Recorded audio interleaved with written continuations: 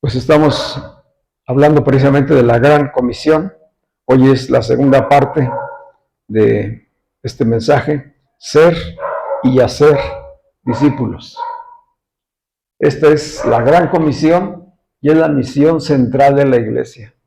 Primeramente, que los que ya oyeron y creyeron sean verdaderos discípulos. Y segundo, que vayan y hagan a nuevos discípulos. Llevar el mensaje, extender la gracia para que muchos más vengan al conocimiento de la verdad. En esto estamos reflexionando para revisar nuestras propias vidas. Si ante la palabra, revisarnos nosotros cómo estamos en la condición de discípulos de Jesús. Porque hay discípulos y ya hay seguidores. Y hay una diferencia muy grande entre ser un seguidor de Jesús y ser un discípulo de Jesucristo. Y decíamos, hoy es el tiempo favorable para ser y hacer discípulos. Y esta reflexión a la que estamos siendo llamados como iglesia es para hacer los cambios necesarios, primero en nuestra propia mente. Hay que renovar nuestra mente para entender bien qué significa ser un discípulo, qué es el discipulado, qué implica llevar el mensaje para ser nuevos discípulos y cumplir así la misión central de la iglesia.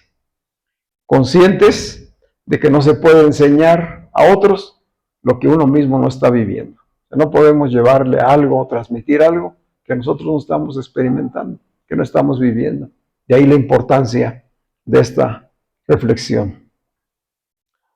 Y recordamos el pasaje de la Gran Comisión allí en Mateo 28, versículos 19 y 20.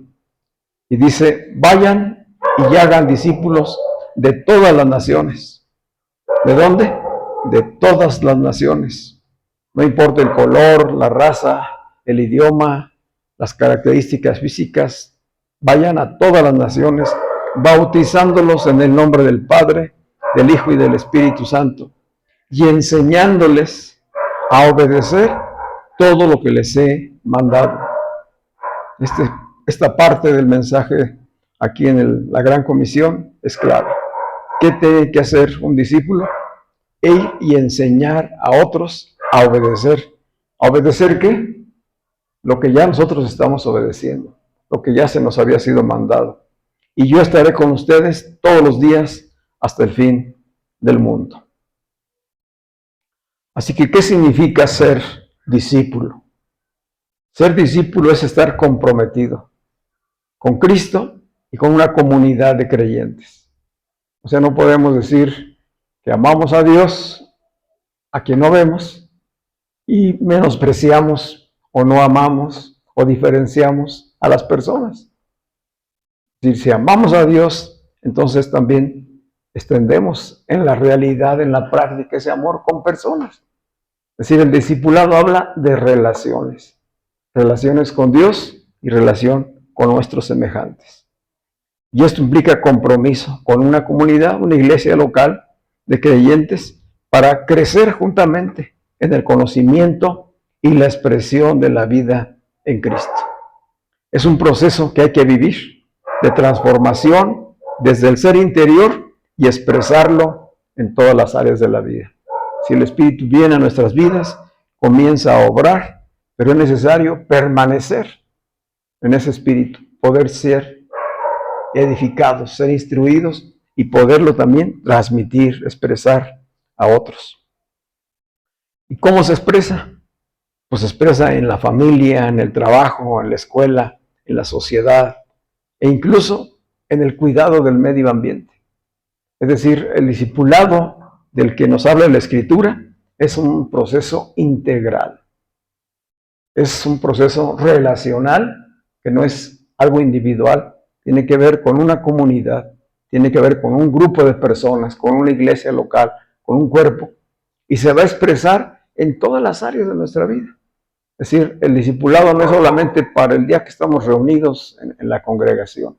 El discipulado no solamente es mientras estamos estudiando la Escritura o mientras oramos. Somos discípulos las 24 horas, los 7 días de la semana. Si efectivamente lo somos. O bien, somos seguidores y aún no hemos alcanzado la calidad de discípulos. Así que hacer discípulos, primero es obedecer, porque este es un mandamiento para los que ya estamos en Cristo.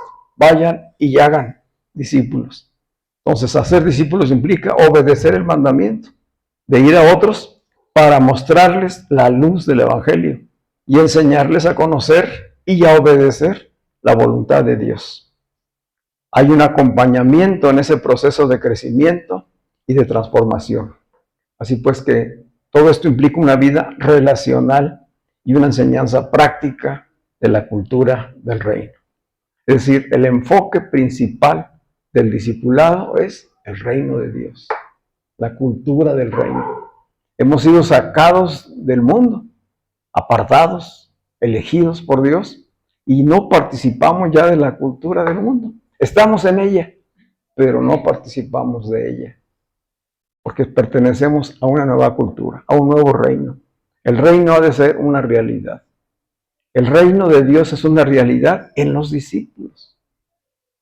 Así lo vemos en la Escritura desde que Jesús comenzó a enseñar y a predicar el Evangelio y llamó a aquellos 12 con los que caminó sus 3 años y medio de ministerio.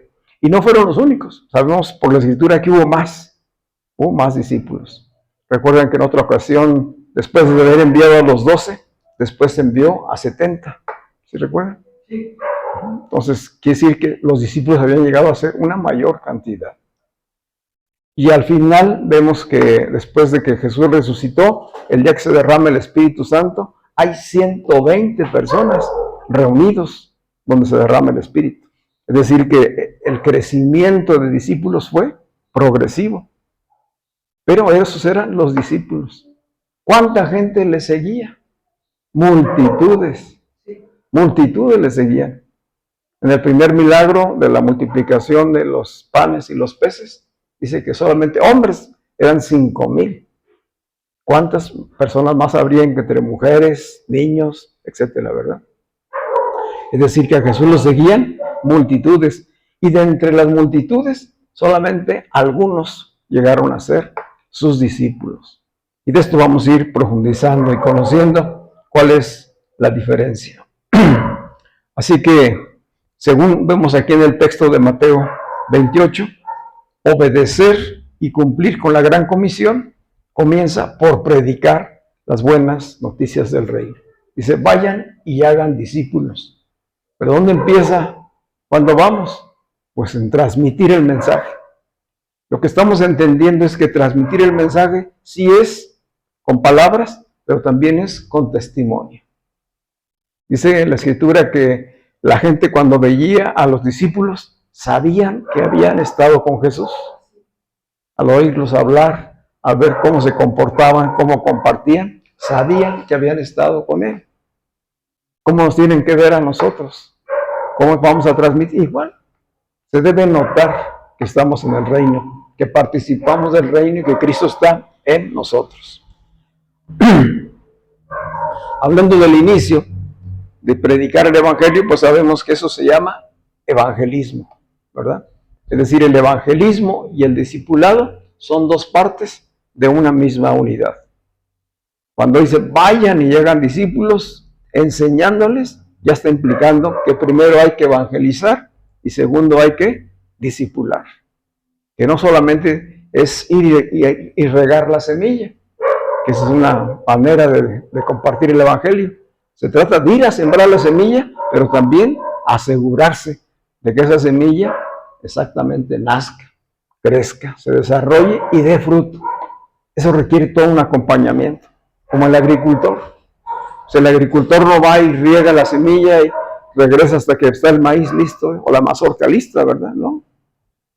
Va, prepara la tierra, fíjense, prepara la tierra, después planta la semilla Y una vez que está la semilla, está al pendiente de que nazca esta semilla, y entonces la riega, la cuida. Eso se llama cultivar.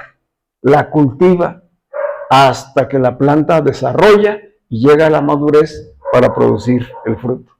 Y entonces va a venir la cosecha. Hay un proceso. Entonces de eso estamos hablando. Es necesario que la iglesia cumpla la gran comisión con esta visión de que es un proceso y de que es un proceso integral. De que no solamente se trata de ir y soltar a lo mejor algún tríptico o darle a alguien una Biblia o un evangelio. Es bueno eso, pero no es suficiente. Es necesario tener relación, establecer una comunicación directa con las personas y asegurarse que se está recibiendo la palabra y que una vez que se recibe puede producir fruto. Lucas 24, en el Evangelio de Lucas capítulo 24, versículos 47 y 48, vemos también a Jesús hablando con los discípulos acerca de la gran comisión. Primeramente les habla de todas las cosas que habló la profecía acerca de él. Este es Jesús resucitado. Y enseguida les dice, y que en su nombre, es decir, que la profecía ya hablaba de que en su nombre se predicara el arrepentimiento para el perdón de los pecados a todas las naciones. Si podemos complementar este pasaje de Lucas 24 con Mateo 28, y entonces vemos la comisión, la gran comisión de una manera completa. Primero es que predicar el evangelio para el arrepentimiento, es decir, para un cambio de mentalidad, para un cambio de vida, para que les sean perdonados los pecados. ¿A quién dice? A todas las naciones, comenzando desde Jerusalén, y ustedes son testigos de estas cosas. Es decir, la gran comisión se complementa de esa manera. Hay que ir a ser discípulos, ¿cómo? Predicando el evangelio. ¿Qué implica la predicación del evangelio? Dar a conocer a Jesús. ¿Quién es Jesús como Hijo de Dios? ¿Quién es Jesús como el Mesías, el Cristo, el elegido de Dios para reconciliar al mundo? Llevar el mensaje de cómo es que ya Cristo y Dios mismo hizo la obra de perdonar y reconciliar al mundo. El mundo no está condenado por él. El mundo vive todo lo que vive, todas sus crisis, toda su inmoralidad, etcétera, por la naturaleza de pecado que no ha conocido el mensaje del evangelio. Permanecen en tinieblas porque no han conocido la luz. Permanecen en muerte porque no han resucitado. Y los que ya resucitaron y los que ya estamos en la luz, tenemos entonces la gran comisión de llevar este mensaje. Es la palabra la que va a producir. Dijo Jesús, mis palabras son espíritu y son vida. Y el que oye y cree en mí, como lo acabamos de leer en Juan, tiene vida eterna. Porque le son perdonados sus pecados y les dado una nueva naturaleza. Nace de nuevo en el espíritu y entonces puede llegar a ser un discípulo de Dios a través de Cristo. Dice en Hechos 1:8, pero recibirán poder cuando el Espíritu Santo venga sobre ustedes y serán mis testigos en Jerusalén, en toda Judea y Samaria y hasta los confines de la tierra. Es decir, no se trata de un acto voluntario en nuestras propias fuerzas, el compartir el evangelio. ¿Cómo hay que hacerlo? En el poder del Espíritu Santo. Dice, en este pasaje del capítulo 1 de Hechos, los discípulos le están preguntando a Jesús resucitado si ya va a establecer el reino o cuándo se ha establecido el reino. Y dice, a ustedes no les toca saber cuándo es el final, ni cuál va a ser la condición exacta en que se establezca el reino finalmente de Dios. Ustedes lo que tienen que hacer es ¿qué? Ser mis testigos. ¿Testigos de qué? De la resurrección. De que es una realidad, que Cristo ha vencido la muerte y el pecado, y entonces ser testigos de ello. Y para ello necesitan, dice, recibir el poder del Espíritu Santo. La buena noticia es que tú y yo ya lo tenemos. Ese poder fue derramado el día de Pentecostés. a los 50 días de que Jesús había resucitado. Ya se dio. Esos 120 recibieron el poder del Espíritu Santo. Y entonces comenzaron a predicar con poder el Evangelio. Ese poder incluyó el hablar lenguas que no conocían. Dice ahí cuando se derramó el Espíritu, que la gente que era de diferentes lugares, magos, medos, persas, griegos, etc., los oían hablar en su propio idioma. Pues era una obra del Espíritu. Igual es el día de hoy. No vamos a ir nosotros en nuestra capacidad intelectual o en nuestras fuerzas. Vamos a ir en el poder del Espíritu. Y es el Espíritu el que hace la obra. Y tenemos que tener la sensibilidad para saber cuándo, cómo, dónde. Todo es una obra del Espíritu, no es una obra humana. Nosotros somos solamente instrumentos, embajadores, enviados. Así que los puntos claves de la gran comisión, pues meramente es el mandamiento. Es un mandamiento. Id y haced discípulos. Y el mandamiento es, pues no solamente para los judíos, es para toda la iglesia de Cristo. Y para que lo hagan en todo el mundo. Dijo Jesús que era necesario que antes del fin de todas las cosas, este evangelio fuera conocido por todos. A lo mejor antes nos llegábamos a preguntar, ¿cómo será posible que todos lo conozcan y que todos lo vean? Yo creo que hoy que estamos en un mundo globalizado, ya no es tan difícil poder comprender cómo sucederá, ¿verdad? Porque es instantánea ya la información, las noticias. Algo acontece aquí o acontece al otro lado del mundo y casi de inmediato lo estamos sabiendo nosotros, por las redes, por la internet, etc. Entonces sabemos que ya Dios desde entonces contemplaba que el medio, los recursos, lo sabía. ¿Qué es lo importante? Que los discípulos conozcan y cumplan la gran comisión y lleven el mensaje.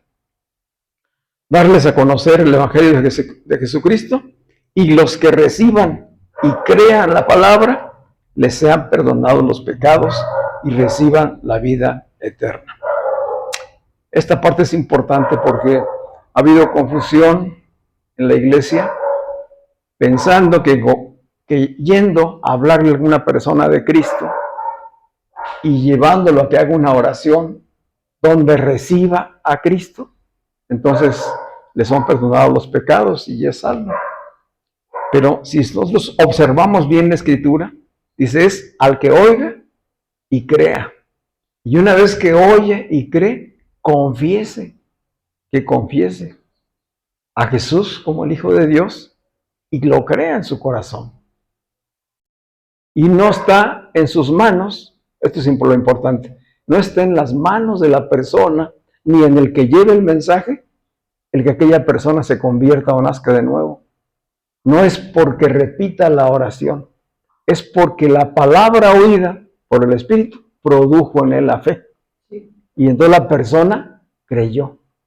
Y no recibe o rechaza a Jesucristo, recibe o rechaza la palabra.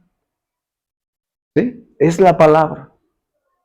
Si rechazan la palabra, están rechazando a Cristo, en esencia, porque Él es la palabra. Pero no están para recibirle, porque es el mismo Espíritu el que por fe nos lleva a creerle y confesarle. ¿Sí me explico? Sí. Dice la Escritura, hablando ya del apóstol Pablo, yendo a cumplir también la gran comisión, una vez que fue pues nacido de nuevo en el encuentro con Jesucristo, dice aquí en el capítulo 26 del libro, capítulo 26 de Hechos, versículo 18, dice que Pablo vaya para que abra sus ojos a fin de que se vuelvan de la oscuridad a la luz y del dominio de Satanás a Dios, para que reciban por la fe en mí. ¿Cómo recibe la gente? Por la fe en Él, porque creyó en Él. Reciban el perdón de pecados y herencia entre los que han sido santificados. ¿Cuál es la herencia? Es la vida eterna, la vida en el reino de Dios. Esa es la herencia que han de recibir todos aquellos que reciban por medio de la fe la palabra predicada. Dice que el mensaje que llevamos, ¿qué es lo que va a hacer? Que las personas se vuelvan de la oscuridad a la luz, de la muerte a la vida y del dominio de Satanás a Dios. Y este dominio no habla de una posesión satánica, habla del sistema, de que salgan del sistema que los ha oprimido, que los ha tenido cautivados, que los ha tenido muertos, para que vengan a la verdad. ¿Sí? Así que ese es el punto 1, en esencia. El segundo es, pues, que es un proceso, como ya lo comentábamos, que implica predicar el Evangelio, bautizarlos en el nombre de la Trinidad y enseñarles a obedecer. 3 cosas que son importantes vivir cada uno de nosotros y poder compartir. Predicar el Evangelio, las buenas noticias de Jesucristo, bautizarlos en el nombre de la Trinidad, Padre, Hijo y Espíritu Santo, y enseñarles a obedecer los mandamientos de Jesús. Hechos 2:38 dice, hablando ahora del apóstol Pedro, dice que Pedro, lleno del Espíritu Santo, comenzó a predicar a la gente y les dijo, arrepiéntanse y sean bautizados cada uno de vosotros en el nombre de Jesucristo para perdón de vuestros pecados y recibirán el don del Espíritu Santo. Versículo 41. Fue así como los que recibieron su palabra. ¿Qué fue lo que recibieron? La palabra. Si oyeron, creyeron, la recibieron en su corazón. Dice, los que recibieron la palabra fueron bautizados. Y ese día se añadieron como 3,000 personas. Así que vemos que el bautizo es un testimonio público. O sea, primero se opera en el interior por la obra del Espíritu esa nueva vida, esa transformación. Se confiesa. Y enseguida se le invita a la persona a dar el paso. Un testimonio público que es simbólico de lo que sucedió dentro. Dice, por la palabra oída, por la fe, se resucita a vida nueva. Y los que resucitan a vida nueva han de dar testimonio público. ¿Cómo? Siendo sumergidos simbólicamente en el agua. ¿Sí? El agua que es símbolo de la palabra. Entonces, todo lo que ya sucedió espiritualmente se trae a la realidad para que todos vean y la misma persona experimente. No solamente lo conozca, lo sienta en su interior, sino haya este testimonio público, donde la iglesia lleva a las personas y los sumerge completamente, porque bautizar quiere decir sepultar, sumergir. Eso significa la palabra bautizar, ser rodeado completamente. Entonces no es de que se ponga un poquito de agua en la cabeza, requiere ser sumergido y requiere hacerse en un acto de conciencia. Habiendo oído, habiendo creído, entonces se da testimonio público. Entonces esto no lo hace un niño. El niño no llega todavía a esa madurez. Lo hacen personas que ya tienen entendimiento. Y en ese paso de madurez testifican públicamente. Y entonces el bautizo es ser sepultado en agua y ser levantado, que simbólicamente significa morir a la carne y resucitar a vida eterna. Eso fue lo que hicieron. ¿Y qué sucedió? Dice, se añadieron 3,000 personas. ¿Se imaginan ustedes lo que fue bautizar a 3,000 personas después de haber oído ahí el mensaje? ¿Cómo lo harían? Es decir, sabemos que en Jerusalén, en esos tiempos de las festividades y en el tiempo que se estaba compartiendo el Evangelio, había muchos lugares donde había fuentes de agua, porque el pueblo siempre tenía ese tipo de fuentes. Entonces, quiere decir que fue un mover por todo el pueblo, por toda la ciudad de Jerusalén, en diferentes sitios, y los discípulos, esos 120, discipulando, bautizando a las personas que habían creído. Estos 3,000, una vez que fueron bautizados, permanecieron. Ya no eran solamente seguidores. ¿Qué se hicieron? Discípulos.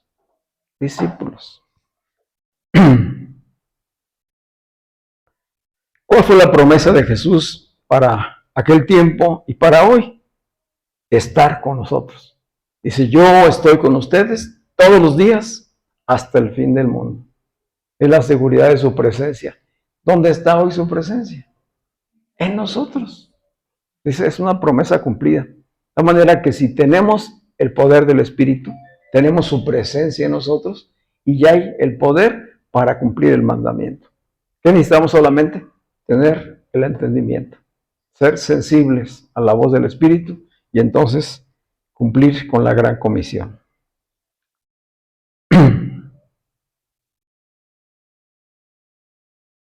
Así pues que decimos son dos etapas, dos momentos en los que se cumple la gran comisión. Primero, evangelizar, predicar el evangelio, que implica reconciliar, conducir a las personas al camino de reconciliación por medio de Jesucristo. Y como respuesta al mensaje que se les comparte, se ha de obtener una confesión de fe. Es decir, yo le comparto a una persona la revelación que hoy tengo y que está en la Escritura de quién es realmente Jesucristo, a qué fue, a lo que vino al mundo, y que nada tiene que ver con la religión. Es decir, cuando vamos a compartir a una persona, a otras personas, no estamos viendo la religión que practica, ¿verdad? O en qué tipo de cosas está. ¿A qué vamos? Nosotros llevamos la luz, el conocimiento de la revelación de quién es Cristo, para traerlo a la vida espiritual, no para que cambie de religión. O sea, no invitamos a ninguna persona a que cambie de religión. Sí.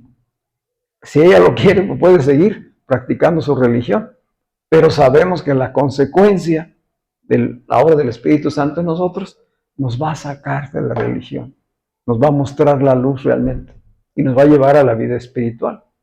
Pero no vamos con un mensaje de una iglesia o de una religión, vamos con la revelación de quién es Cristo. Cristo como Hijo de Dios, como la luz, como la vida misma en el Espíritu, como el único que es posible que nos pueda reconciliar con Dios. Y vamos llevando el mensaje de hacer conciencia. Es decir, evangelizar consiste en despertar la conciencia de las personas. No acusamos a nadie de pecadores porque nosotros mismos estuvimos en esa condición. No, llevamos la luz del Evangelio para mostrarle que todo el mundo, cuando no está en Cristo, está separado de Dios.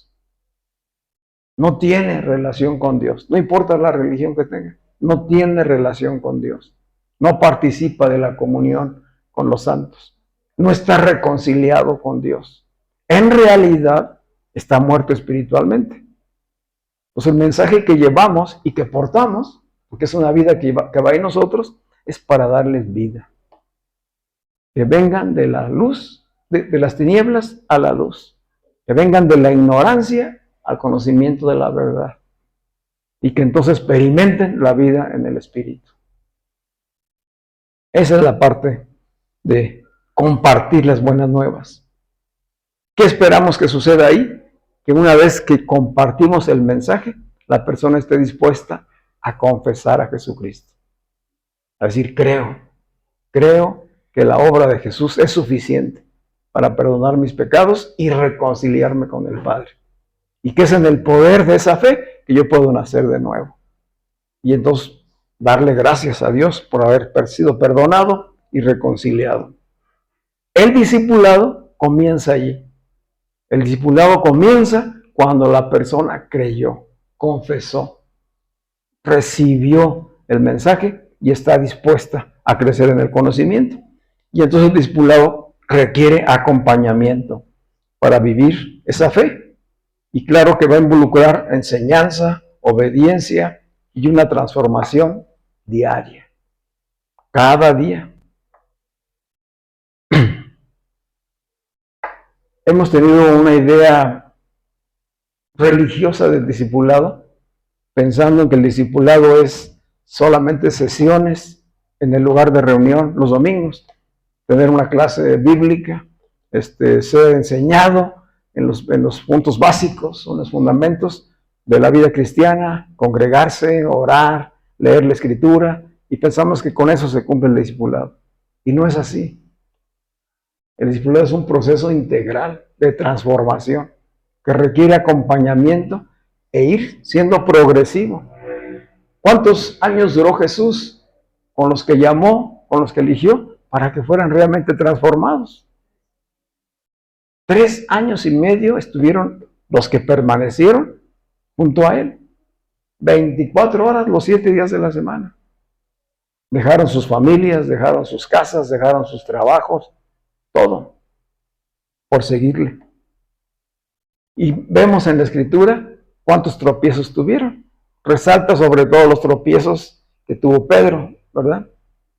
¿Cuántos tropiezos, cuántos fracasos? Eso lo incluye el discipulado. El discipulado nos va a llevar por esa senda. No siempre va a ser todo así, viento en popa, como dicen, ¿no? Todo suave, todo va a salir muy bien. No, va a haber tropiezos, va a haber fracasos. Por eso se requiere el acompañamiento, de que los más maduros estén caminando junto a los más nuevos, a los más tiernos, para juntos ir caminando y a ir levantando y fortaleciendo hasta consolidarnos. Como dice Pablo, hasta que todos lleguemos.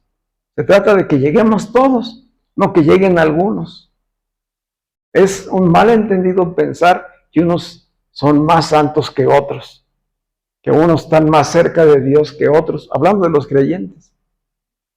Cuando decían, pues es que usted, hermano, que está cerca de Dios, usted ore por mí, usted enséñeme. Todos estamos.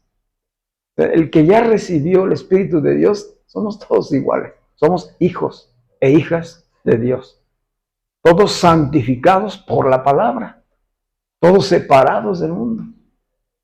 Y llamados a caminar en unidad, como un cuerpo, como una familia, para alcanzar el mismo desarrollo y madurez. ¿Qué sucede cuando unos destacan y otros se atrasan o abandonan? Pues en realidad todos nos detenemos. No es posible que unos sigan avanzando, ¿verdad?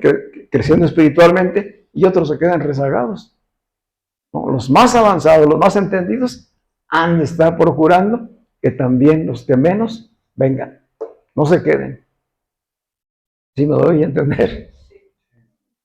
Por eso vemos tantas diferencias entre los creyentes de una misma iglesia.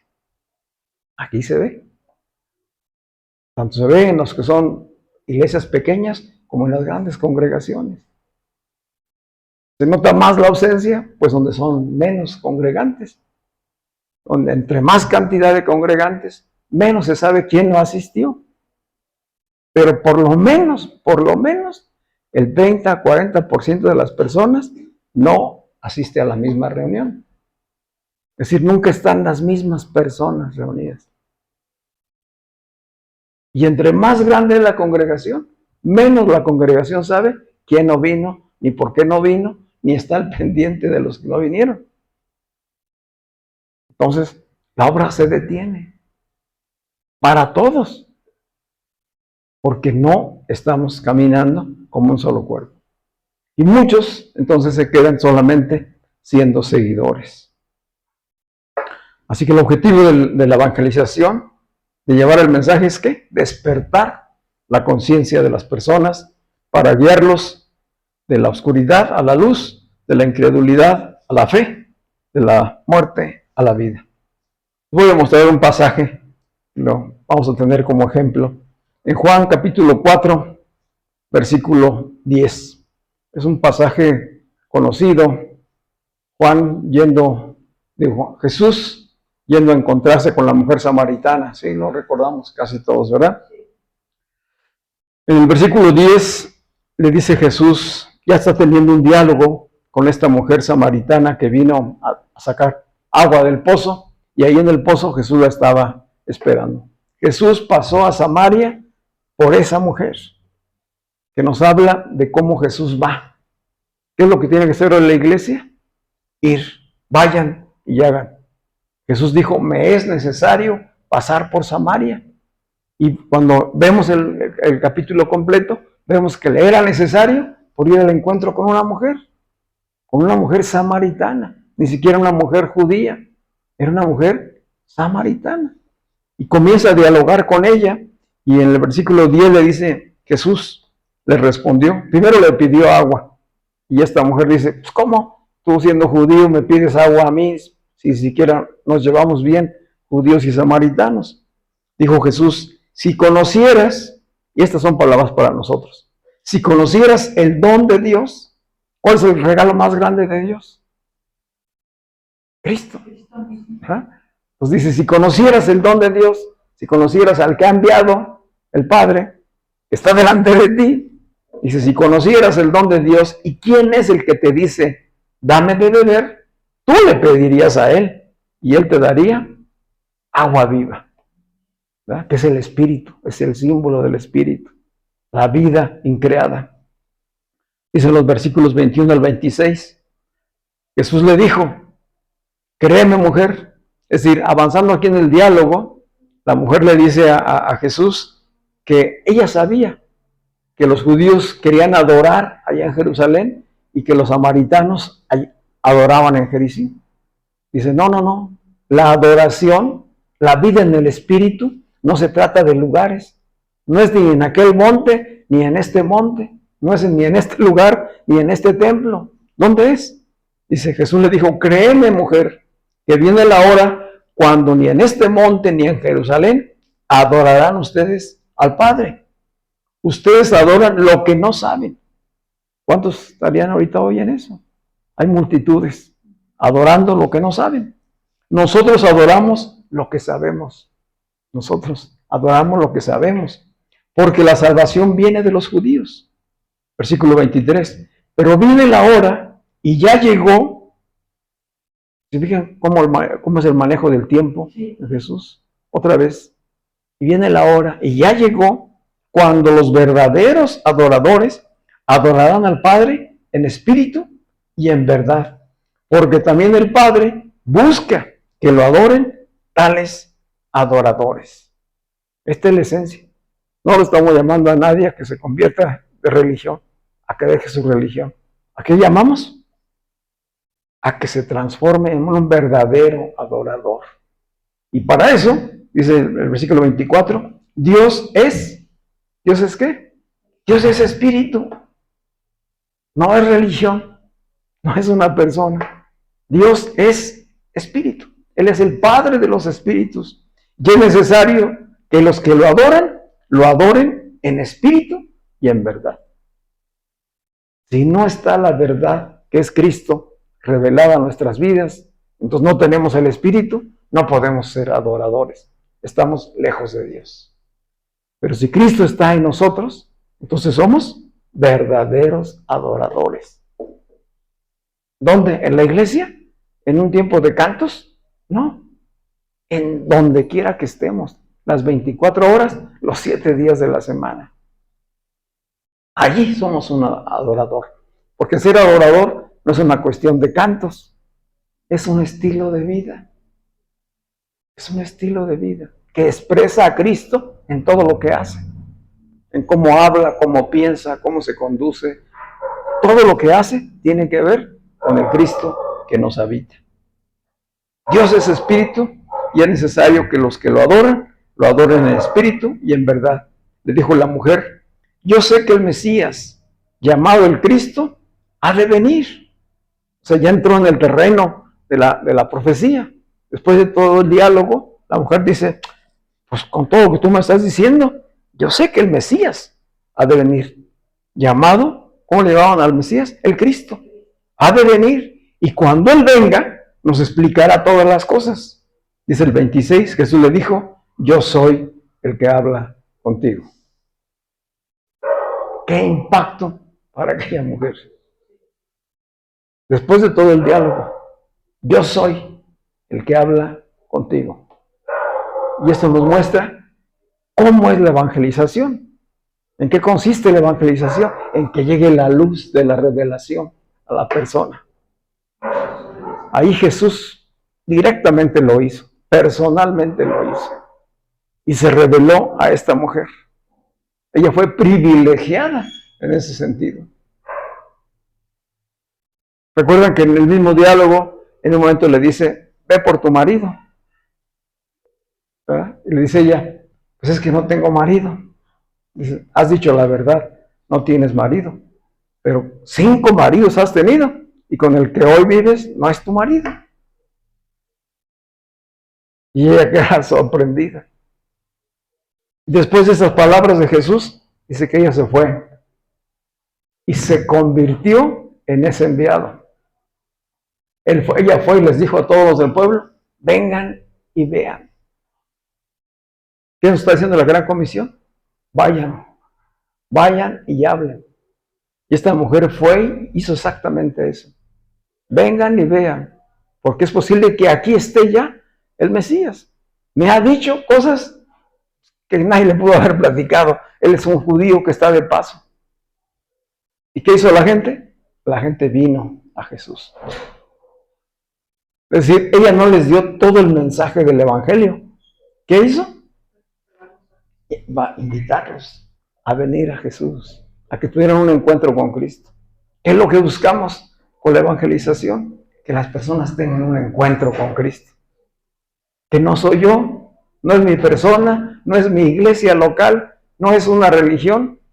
Queremos que conozcan a Cristo, que les sea revelado Cristo. Y que una vez revelado, permanezca. Como yo he permanecido. Si yo no he permanecido, entonces ¿cómo voy a ir a enseñar a otros a ser discípulos? Vemos ahí la diferencia, ¿verdad? Sí. Así que ¿dónde comienza pues la vida de un discípulo? Siguiendo este ejemplo y la ilustración de la mujer samaritana, ¿dónde comienza la vida de un discípulo? Una vez que cree. Comienza con la confesión de fe. Este es el Cristo. Este es el Hijo de Dios. Yo he creído en Él. Comienza con una confesión como respuesta a la palabra del Evangelio, escuchada y creída. Así comienza la vida de un discípulo. Dice Romanos 10, 9 y 10. Esta es la palabra de fe que predicamos. Si confiesas con tu boca que Jesús es el Señor y crees en tu corazón que Dios lo levantó de los muertos, serás salvo. Hay un proceso ahí, ¿verdad? ¿Cómo es el proceso? Esta es la palabra. Si confiesas con tu boca y crees en tu corazón que Dios le levantó de los muertos, serás salvo. Porque con el corazón se cree para alcanzar la justicia, pero con la boca se confiesa para alcanzar la salvación. Esto es el mensaje del Evangelio. Este es el que la persona nazca de nuevo. Les leo un último pasaje en Juan 6, 63 al 69. Estamos hablando de la revelación y la confesión, que es el inicio de la vida de un discípulo, después de haber oído el mensaje del Evangelio. Aquí Jesús, en el versículo 63 al 69, está hablando con sus discípulos y con palabras, con personas que le han seguido. Esto sucedió después del milagro de la multiplicación de los panes y los peces.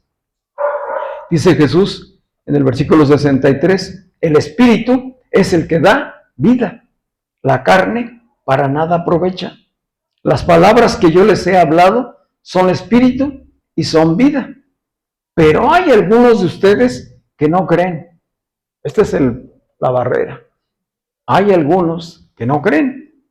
Y es que Jesús sabía desde el principio quiénes eran los que no creían y quiénes lo entregarían. Así que dijo, por eso les he dicho que ninguno puede venir a mí si el Padre no se lo concede. Muy importante. Por eso les he dicho que ninguno puede venir a mí si el Padre no se lo concede. Primero somos elegidos por Dios. Primero somos elegidos. Cuando nosotros vamos a compartirle a alguien, es porque ya el Espíritu nos está impulsando a hacerlo. Porque ya tiene preparada la persona.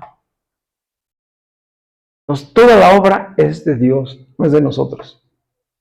Dice, nadie puede venir a mí si el Padre no se lo concede. Versículo 66. Dice, a partir de entonces, muchos de sus discípulos dejaron de seguirlo. Es decir, les está revelando la esencia y entonces estos dicen, pensábamos que era un asunto de religión, pensábamos que era un asunto de un rabí, ¿verdad? Judío, que había llegado finalmente a predicar cosas nuevas. Pero hoy que nos está llamando a un compromiso con Él, porque nos está llamando a comer de Él, si el que no come mi carne y bebe mi sangre, no puede ser mi discípulo. Y empiezan a entrar el choque mental.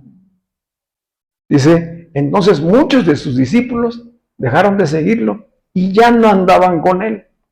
Entonces Jesús le dijo a los 12, es decir, muchos se van, y en ese momento Jesús voltea a estos 12 que habían permanecido con Él y les dice, ¿también ustedes quieren irse? ¿Son ustedes también seguidores o son discípulos? Simón Pedro le respondió, Señor, ¿a quién iremos? Tú tienes palabras de vida eterna. Y aquí viene la confesión. Y nosotros hemos creído y sabemos que tú eres el Cristo, el Hijo del Dios viviente. Tremendo, ¿verdad? Allá a la samaritana, Cristo se le revela y le dice, ese que tú has oído, yo soy. Y aquí, después de un proceso de acompañamiento, de estar juntos, de milagros, pregunta Jesús, ¿ya me conocieron? ¿Quieren ustedes también irse después de lo que han oído? Y el Espíritu obra en Pedro. Y entonces Pedro contesta de esta manera, nosotros hemos creído y sabemos que tú eres el Cristo, el Hijo del Dios viviente. No es un asunto de religión, es un asunto de revelación. Vamos a estar de pie.